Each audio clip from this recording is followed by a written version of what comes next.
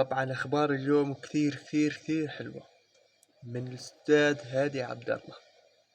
اسمعوا هذا الفيديو للأخير وأعطوني رأيكم. يا صباح الخير لسوريا والسوريين، يا صباح الأخبار الحلوة. وقبل ما نبدأ بالأخبار الحلوة بدي أخبركم إنه الليلة الماضي كانت ليلة سوداء على الهجري وجماعته وأبواقه وجماعة سوري سابقا، لأنه هيئة البث الإسرائيلي أعلنت بأنه مسؤولين أمريكيين خبروا السوريين بأنه إسرائيل لا تدعم حكم ذاتي لجماعة الهجري بسوريا. أما الأخبار الحلوة اللي زادت ليلة الهجر وجماعته سواد بأنه الخزانة الأمريكية أعلنت رسميا إزالة العقوبات الأمريكية المفروضة على سوريا من مدونة القوانين الفيدرالية، على أن يدخل القرار حيز التنفيذ اليوم بإذن الله. اليوم الرئيس الامريكي دونالد ترامب اعلن ايضا بتصريح جديد بانه الاوضاع بسوريا تغيرت وشهدت اجراءات ايجابيه قامت فيها الحكومه السوريه بقياده الرئيس السوري احمد الشرع. الرئيس السوري احمد الشرع استقبل مساء امس وفد امريكي رفيع المستوى بقياده المبعوث او بترأسه المبعوث الامريكي لسوريا توماس براك، وبضم اعضاء من مجلس الشيوخ ومجلس النواب الامريكي.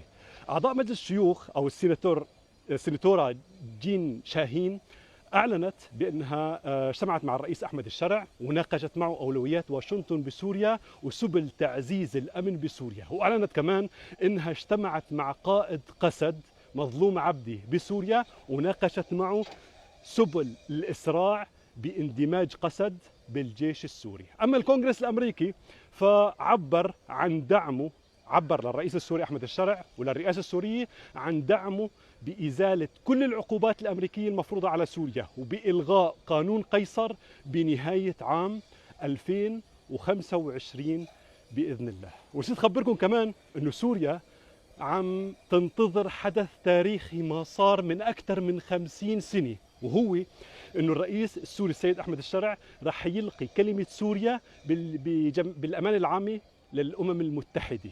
لأول مرة رئيس سوري من أكثر من 50 سنة رح يلقي كلمة سوريا بالأمانة العامة أو أمام الأمم المتحدة.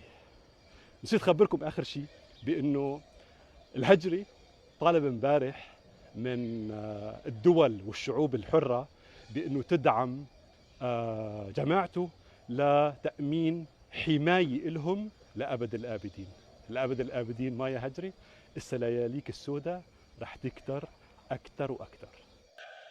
ولسه الخير لقدام يا فلول. سلام.